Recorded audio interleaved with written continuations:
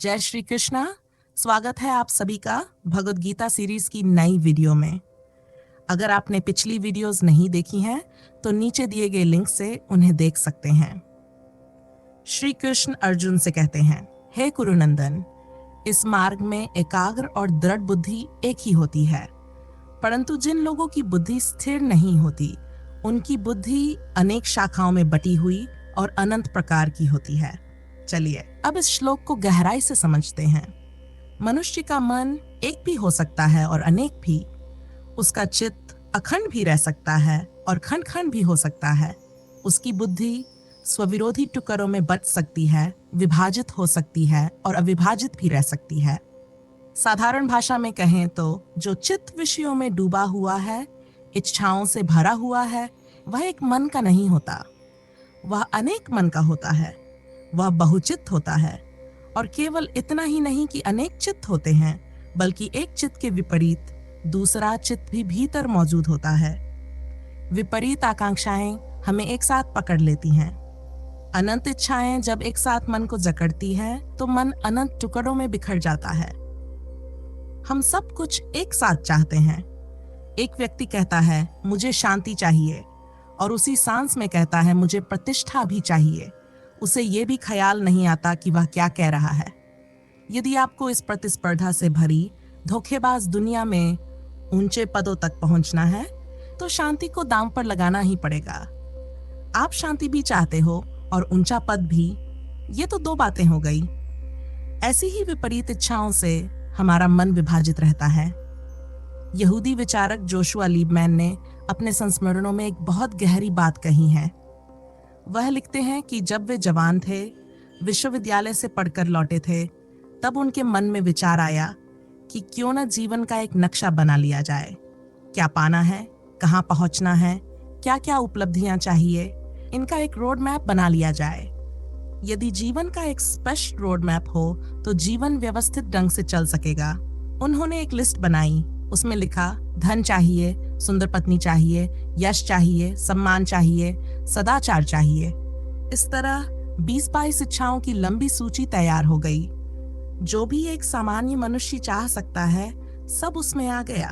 विषयों की हर मांग, कामनाओं के हर सपने, महत्वाकांक्षा की हर उड़ान, सब उस सूची में दर्ज हो गया। लेकिन अजीब बात यह थी कि बार बार उस लिस्ट को पढ़ते हुए भी उन्हें लगता रहा कुछ छूट गया है। सब कुछ लिख लिया, फिर भी जैसे कोई कड़ी गायब हो। रात को सोते समय उन्होंने कल्पना की, मान लो ये सब मिल जाए, जो जो लिखा है सब प्राप्त हो जाए, तो क्या जीवन पूर्ण हो जाएगा? क्या भीतर से आश्वासन उठेगा कि अब सब ठीक है? लेकिन भीतर से कोई पक्का उत्तर नहीं आया। मन खाली खाली रहा। कोई निश्चयात्मक लहर भीतर नहीं उठी कि हाँ, बस यही सब पा लिया तो सब पा लिया।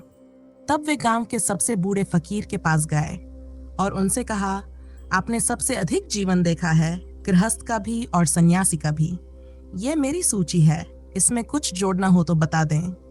बूढ़े ने पूरी लिस्ट पढ़ी और पूरी सूची पर एक लंबी रेखा खींच दी, सब काट दिया और ऊपर बड़े अक्षरों में केवल 3 शब्द लिख दिए, पीस ऑफ माइंड, यानी मन की शांति। फकीर ने कहा, बाकी सब भूल जाओ, ये एक चीज पालो तो बाकी सब अपने आप आ सकता है। और यदि बाकी सब भी पा लिया लेकिन ये नहीं मिला तो अंत में निर्णय इसी का होगा कि मन की शांति मिली या नहीं। जोशुआ लिखते हैं कि उस समय उन्हें लगा बूढ़े ने सारी मेहनत मिटा दी।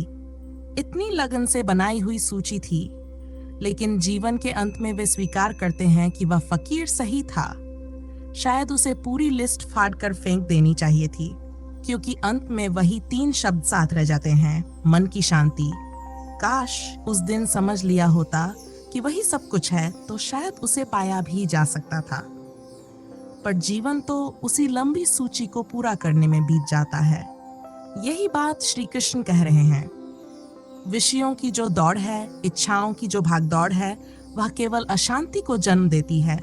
अशांति का अर्थ है बहुत बहुत दिशाओं में दौड़ता हुआ मन, और शांति का अर्थ है जो मन नहीं दौड़ता, जो एक दिशा में ठहर जाता है।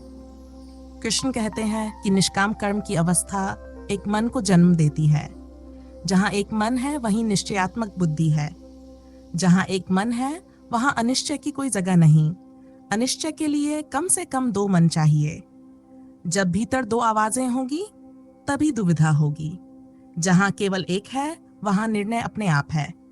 लेकिन साधारण आदमी सोचता है कि निश्चय करना ही है तो जोर लगाकर कर लो। लेकिन जिस क्षण वह जोर से निश्चय करता है उसी क्षण भीतर से दूसरी आवाज उठती है, तुम ये क्या कर रहे हो, ये ठीक नहीं है। मन कोई संसद नहीं है कि बहुमत से प्रस्ताव पास हो जाए, और अगर है भी तो ऐसी संसद है जिसमें आज जो पक्ष में है कल विपक्ष में हो सकता है। रात को सो जाओ, सुबह उठो और पाओ कि जो बहुमत था वह माइनॉरिटी हो गया। कृष्ण ये नहीं कह रहे कि तुम जबरन निश्चय करो। वे कह रहे हैं जो निष्काम कर्म के मार्ग पर चलता है उसके भीतर एक मन रह जाता है, जो विषयों में भटकता नहीं, जो फल की आकांक्षा से मुक्त होता है, जो भविष्य की चिंता में नहीं जलता, जो वर्तमान क्षण में जीता है, उसके भीतर एकता जन्म लेती है। और जब मन एक हो जाता है तो निश्चय अपने आप प्रकट होता है। उसे करना नहीं पड़ता, वह हो जाता है।